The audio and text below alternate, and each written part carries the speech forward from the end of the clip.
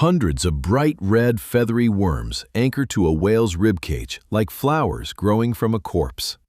They have no mouth, no stomach, no digestive tract of any kind. They are dissolving a 40-ton skeleton using concentrated acid. 2,000 feet below the Pacific, a dead whale has hit the seafloor, landing in mud that hasn't seen sunlight in 300 million years. This is what found it. They're called Osedax, Latin for bone devourer. In 2004, marine biologists at the Monterey Bay Aquarium Research Institute discovered them using ROV footage at 2,893 meters depth. Dr. Robert Vryenhoek's team spent months trying to figure out how an animal with no gut eats anything at all. The answer was acid. Osedax grows root-like structures that bore directly into whalebone. These roots secrete acid that dissolves calcium and collagen, releasing fats and proteins trapped inside the skeleton. Symbiotic bacteria living in the worm's tissues digest those nutrients for them. No mouth needed. The entire body is a stomach turned inside out. And it gets stranger. Every Osedax on a whale carcass is female. The males stay microscopic, dwarf males living inside the female's tube, producing nothing but sperm. 50 to 100 of them per female, a colony of prisoners. Microscopic, permanent, trapped inside a bone-dissolving flower. A whale fall sustains an Osedax colony for 50 to 75 years. An entire ecosystem, born from a corpse, fed by acid, populated by males that never grow beyond specks. Most biological systems run in one direction. Egg becomes embryo, embryo becomes adult, adult deteriorates. This is thermodynamics applied to flesh. Turritopsis dohrnii breaks the sequence. This jellyfish, smaller than a pinky nail, 4.5 millimeters across, can revert from adult medusa stage back to juvenile polyp form. Not metaphorically, cellularly. A fully mature organism dismantles itself and rebuilds from scratch. The process is called transdifferentiation. Specialized adult cells abandon their function and become stem cells again. Muscle cells forget their muscle. Neurons forget their neurons. They revert to blank state and start over. Like a butterfly crawling back into the cocoon and emerging as a caterpillar. Researchers first confirmed this in 1996 when a team led by Stefano Pirino and Ferdinando Boero published their findings in the Biological Bulletin, documenting complete life cycle reversal triggered by physical damage, starvation, or environmental shock. The jellyfish doesn't age backward spontaneously. It does it when it's dying. Death becomes the trigger for rebirth. Theoretically, Turritopsis can do this indefinitely. No known limit, no cellular clock ticking down. In practice, immortality is a technicality. Ocean predators eat them constantly. Disease kills them. Currents smash them into rocks. Biological immortality doesn't mean you can't die. It means you can't die of time. And here's what keeps researchers awake. If a jellyfish with 800 neurons can reset its cellular age, what's stopping organisms with trillions of cells from doing the same? The machinery exists. It works. Something in vertebrate evolution turned it off. The question isn't how Turritopsis broke the rule. The question is why the rule exists at all. Grab a hagfish. Go ahead. You won't hold on. Hagfish produce slime. Not thin mucus, but structural gel reinforced with protein threads thinner than human hair and stronger than nylon. One hagfish can rapidly release enough mucus to clog a predator's gills and produce astonishing amounts of slime in seconds. Dr. Douglas Fudge's lab at Chapman University measured it. A single adult Atlantic hagfish, Myxine glutinosa, carries roughly 150 slime glands along its body. When a predator bites, these glands explosively discharge, each releasing concentrated mucin vesicles and thread skeins that interact with seawater and expand by a factor of 10,000. A tiny amount of raw secretion becomes liters of slime. The threads are extraordinary.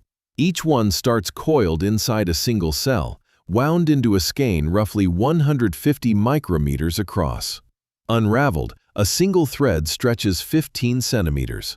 Thousands of these threads interweave with mucin to create hydrogel so dense it clogs the gills of any fish trying to eat the hagfish. Sharks have been filmed choking on hagfish slime. Gill rakers clog. Water stops flowing. The predator gags, releases its grip, and retreats.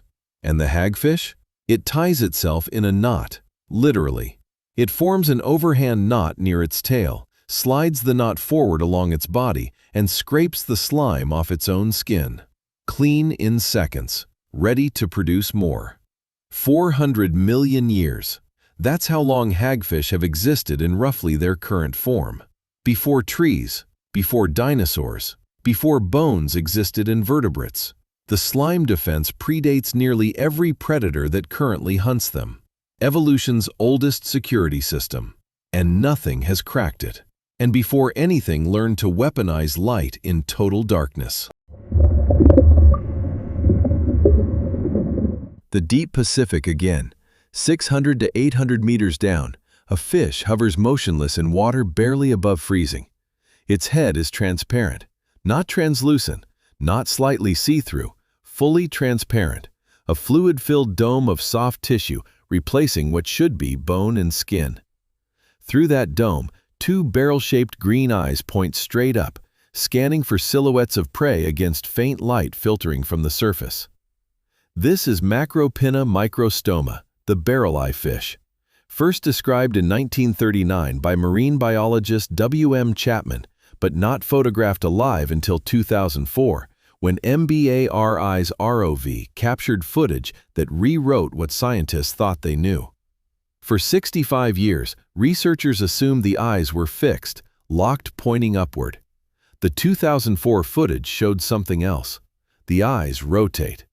Inside the transparent shield, the barreleye can pivot its tubular eyes from vertical to forward-facing, tracking prey in multiple directions while its skull remains motionless.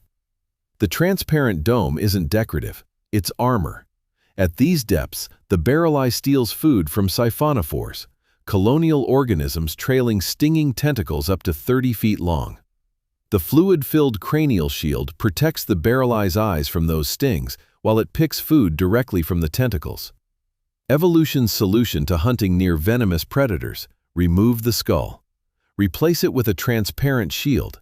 Mount the eyes on internal pivots. Build a fish that sees through its own head.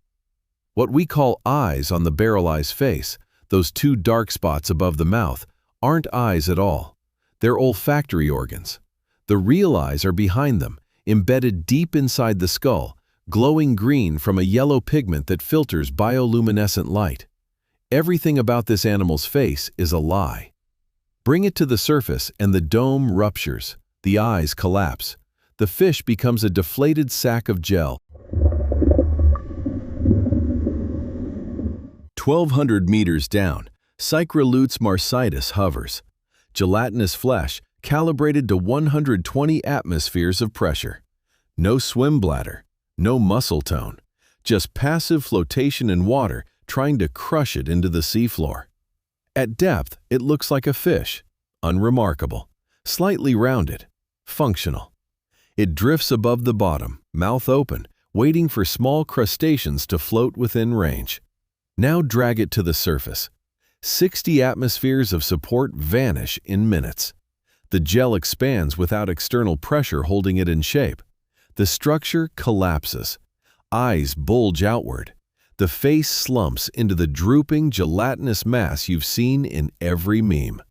The world's ugliest animal, voted in 2013 by the Ugly Animal Preservation Society, is a decompression injury. Every viral blobfish image is a decompressed specimen, not what it looks like at depth. Every t-shirt and stuffed toy celebrates what happens when you destroy the thing that keeps this animal alive. The irony is brutal. The meme image comes from what pressure loss does to an animal built for the deep. We love it because we killed it. The photo that made it famous is a photo of damage. Every viral blobfish image is trauma mistaken for biology. Ceratoid anglerfish, the deep-sea species with the bioluminescent lure. You know the image: gaping jaws, needled teeth, a glowing filament dangling from the forehead. That's the female.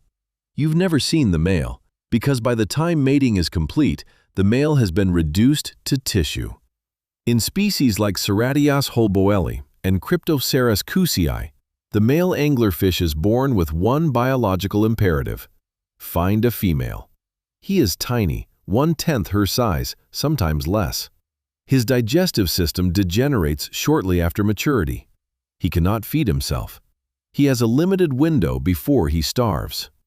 When he finds a female, he bites into her skin. His jaw fuses with her flesh. His blood vessels merge with hers. His circulatory system becomes her circulatory system. Over days, his eyes dissolve. His brain shrinks. His internal organs atrophy. Everything except his testes. He becomes a permanent parasitic growth on her body, a lump of gonads, fed by her blood, producing sperm whenever she ovulates, a biological vending machine. Ichthyologist C. Tate Regan first described this in 1925. Scientists initially thought the lumps on female specimens were tumors or parasites. They were males. In some ceratioid anglerfish, multiple males can fuse to a single female. In extreme cases, several former organisms reduced to reproductive tissue share a single body. This works because anglerfish have crippled immune systems. A 2020 study published in Science by Thomas Boehm at the Max Planck Institute found that deep-sea anglerfish have lost critical components of their adaptive immune response, the very system that would normally reject foreign tissue. They cannot mount a transplant rejection response. The male doesn't overcome her defenses. She doesn't have any, not fully. The cost of mating is the ability to fight disease. The male gives up his body. The female gives up immunity.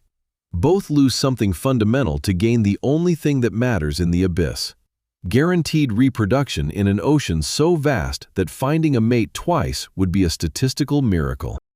Survival always requires a grotesque physical compromise. If our future environment demanded a mutation just to stay alive, what human trait or organ do you think we'd be forced to sacrifice first?